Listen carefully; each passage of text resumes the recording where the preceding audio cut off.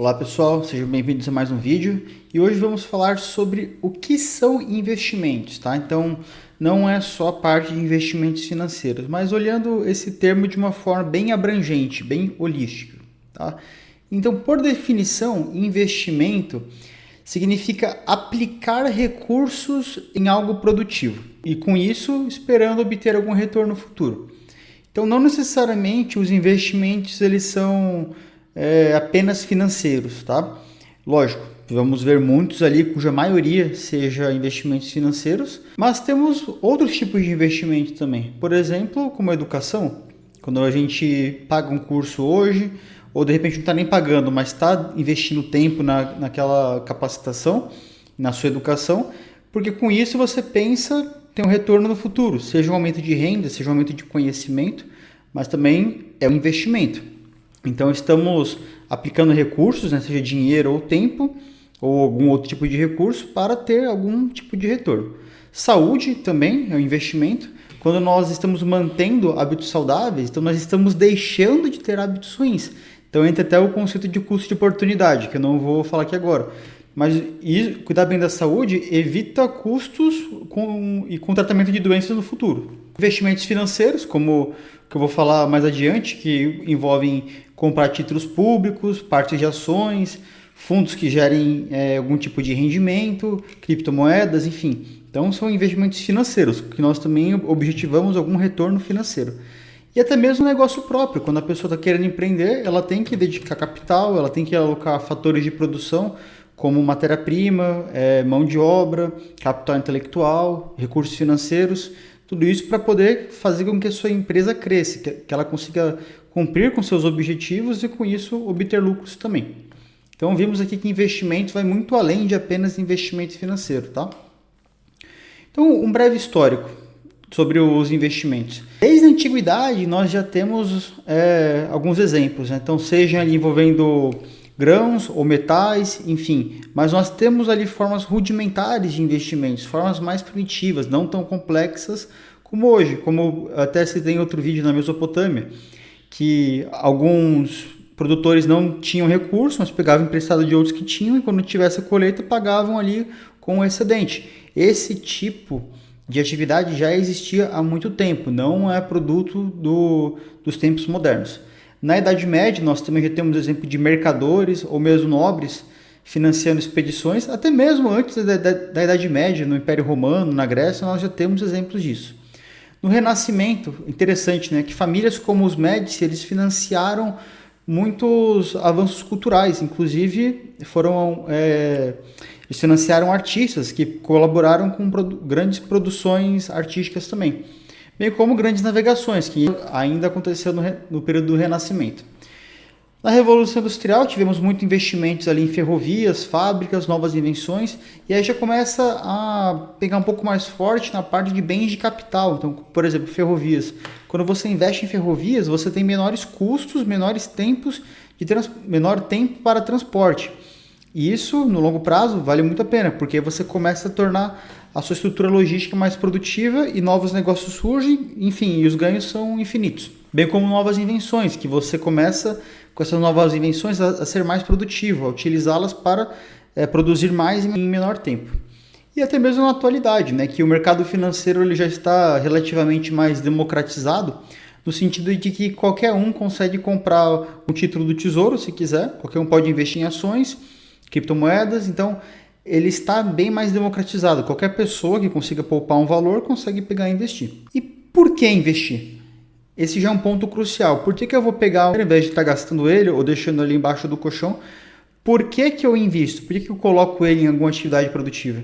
Então eu coloquei aqui uma imagem da perda do poder de compra do real. O que acontece? Eu não vou especificar muito nesse vídeo do porquê que tem a inflação, tá? Mas basicamente, quando quem faz a gestão da moeda, né, da política monetária, não faz uma boa gestão, começa a imprimir muito mais dinheiro do que poderia, isso causa invariavelmente uma perda do poder de compra por oferta e demanda. Isso foi o que aconteceu com o real desde a sua criação em 94. Né? Vemos que ele já teve uma queda bem acentuada e o que comprava-se antes com R$100, hoje só tem um gasto ali como se fosse de R$15. Então você vê que a perda do poder de compra tá bem acentuada mesmo, tá? Então vimos que se R$ 100 agora estariam valendo R$ 15, se voltássemos no tempo, na época de 94, vemos que o poder de compra caiu bem. Então, o primeiro motivo é o quê? Essa questão da inflação, se proteger contra a inflação. Se você pega esse dinheiro e deixa ele embaixo do colchão, você vai estar perdendo poder de compra. O mundo deveria ser assim? Não, não deveria. O ideal seria que houvessem políticas monetárias eficientes, que não causassem tanta deterioração, que houvesse de fato deflação, tá? Eu sou um defensor da deflação, de modo que as coisas ficam cada vez mais baratas ao longo do tempo e o capital seja empregado em atividades mais produtivas. Esse é o ideal, mas isso fica para outro vídeo, até porque senão vai ficar muito complexo, tá? Mas já que o dado da inflação ele é um dado presente na nossa realidade, nós temos que trabalhar com isso, infelizmente. Gostemos ou não. Custo de oportunidade. Então, isso é uma coisa que nós temos que colocar na ponta do lápis também. Porque quando você deixa de investir, você está deixando de ganhar dinheiro. Então, pensa comigo. Você está com seu dinheiro no colchão. Se você colocar esse dinheiro, de repente, em algum título ou comprar uma ação, por exemplo, você pode ter um rendimento muito maior do que tiver no colchão, porque no colchão você não está tendo rendimento nenhum. Mas não só isso. Pensa comigo, você tem 2 títulos de renda fixa. Um rendendo 10% ao ano e outro rendendo 12% ao ano. Se você escolhe de 10% ao ano, você tem um custo de oportunidade de 2%, que é a diferença entre aquilo que você deixou de ter. Então você está deixando de aproveitar isso. E é um benefício que pode não ser só útil para você, como para sua família, como para, de repente, a instituição de caridade que você doa. Então o ideal é que nós maximizemos nossos rendimentos, né? E diminuindo ao máximo o custo de oportunidade.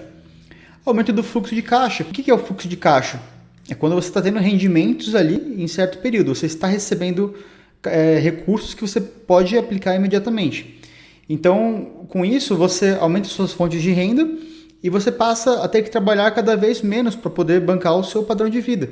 E com isso, se chegar ao ponto que seu fluxo de caixa está maior do que suas despesas, você vai ter, de fato, a liberdade financeira, que é o que muita gente quer. E antes de investir, é uma coisa que eu preciso falar, né? Eu sei que é um pouco óbvio, mas nós precisamos poupar. Então, quando a gente fala de poupar, é realmente postergar consumo. Por que eu estou falando isso, pessoal? Porque já é um fator um pouco mais psicológico. A galera acha que você pode ter tudo ao mesmo tempo, né? É investir e gastar. Não. Você tem que sacrificar desejos no presente, né? Você tem que postergar consumo, dar de consumir recursos no presente, de modo que você aplique esses recursos, invista ele em uma atividade produtiva, seja através de ações, comprando imóvel para alugar, enfim, coisas que vão aumentar o seu fluxo de caixa, e com isso você vai ter mais recursos no futuro. Esse é o primeiro ponto. Sem poupança, então, não existe investimento, as pessoas precisam poupar. Se você vê governo estimulando o consumo, tem coisa errada. Não é esse ideal. O ideal seria que as pessoas poupassem de fato, poupança genuína. Não estou falando de poupança forçada, que vão te cobrar imposto, não. Poupança genuína, tá? Então é uma coisa que tem que ter. Se não tiver poupança, não tem investimento e a economia não anda de fato e as pessoas ficam cada vez mais dependentes ali do consumo, cada vez menos preparados para o futuro. Um exemplo prático disso é pegar 10% do que você ganha e separar. Não gastar com nada. Então, uma boa analogia, né? Que a poupança seria como se fosse uma semente. E o investimento seria o cultivo. E a liberdade seria a sua colheita. Então, se você não tiver a semente, se você não deixar de fazer todo o processo, você não vai ter liberdade no futuro. Então, algumas diferenças fundamentais entre poupança, investimento e especulação. Para o pessoal que gosta de aposta, então se preparem que eu vou mandar algumas verdades aqui. Poupança envolve segurança e liquidez, tá? Mas não multiplica. Então é igual o pessoal que guarda o dinheiro no colchão, no cofrinho, ela te dá isso daí, segurança e liquidez. Você precisou do dinheiro, você tem. Então a liquidez ali é a capacidade de ter um bem conversível em dinheiro. Então isso, o investimento no colchão ele é o mais líquido possível. E tem uma certa segurança, tá? Mas você não está multiplicando. Já o investimento, você tem uma aplicação produtiva dos seus recursos. Você está aplicando em alguma coisa que vai gerar outros produtos, outros serviços, e em troca disso você recebe juros, tá? Isso gera patrimônio no tempo. Você vai ter seus rendimentos, pode multiplicar, você pode ver os seus investimentos valorizarem também. Então você tem aumento de patrimônio, bem como dividendos ao longo do tempo. Já a especulação, Então preste atenção. A especulação já envolve busca por ganhos rápidos, arriscados e que podem destruir suas conquistas. Não só as apostas eu acho que são o que está mais em voga aqui agora, mas até mesmo loteria. Quando você joga na loteria, você está especulando que aqueles 6 números que você colocou, por algum motivo, vão ser sorteados. Mas a aposta esportiva, você pode apostar ali saudável, como divertimento, não estou falando nisso. Mas o ponto que eu quero pegar aqui é quando você começa a enxergar a aposta, a especulação, o day trade, como investimento, que não é. Tá? Isso é especulação, e se você gerenciar mal a sua operação, você pode ter prejuízos maiores do que os rendimentos que você teve. Então eu estou falando isso porque infelizmente nós estamos vivendo um momento de, arrisco de dizer, de crise de especulação. Então, poupar garante estabilidade e permite que você consiga investir. Os investimentos te ajudam a construir patrimônio e especular, por mais que possa, claro, fazer você ter ganhos rápidos e até bem maiores ali, se você for muito sortudo, então envolve sorte, você pode por tudo perder. E para encerrar aqui a nossa apresentação, vamos falar um pouco sobre, vamos só introduzir um pouco sobre os investimentos em ativos financeiros, tá? Eu vou falar sobre cada um deles em próximos vídeos, cada um deles vão ter uma playlist específica, mas só para já situar, se você está chegando aqui agora, está querendo aprender um pouco sobre os conceitos, então o que são os investimentos em ativos financeiros, tá? Então, renda fixa é quando nós já temos uma ideia de quanto vamos receber no período, tá? Então já tem ali a taxa definida, isso dá previsibilidade, segurança e um menor risco. A renda variável já é composta por ações, ETFs, né, que são... O que são ETFs? São Exchange Trading Funds. São fundos ali de ativos que tentam ou não acompanhar um índice e pagando ou não rendimento ou só valorizando, tá? Mas eu vou ter um vídeo explicando só sobre isso. Possibilidade de maiores retornos, mas também com maiores oscilações. Então isso é uma característica da renda variável. Os principais então são ações, ETFs e até mesmo fundos imobiliários. Coloquei aqui um pouquinho separado, mas também fazem parte da renda variável, tá? Então eles permitem você se expor ao mercado financeiro imobiliário, né? Então já os fundos imobiliários, eles permitem que você consiga se expor ao mercado imobiliário e obter renda passiva sem precisar comprar um imóvel. Moedas e commodities também, que já envolvem ouro, dólar, petróleo, metais preciosos, que já são muito mais a questão de proteção contra crises. Criptoativos, que já são ativos que envolvem inovação digital, escassez programada, blockchain, alta volatilidade. E eu gosto muito do Bitcoin, eu vou falar isso nos vídeos também. Previdência privada, cujo foco é em longo prazo e em planejamento sucessório e também em seguros também. Beleza, pessoal? Então...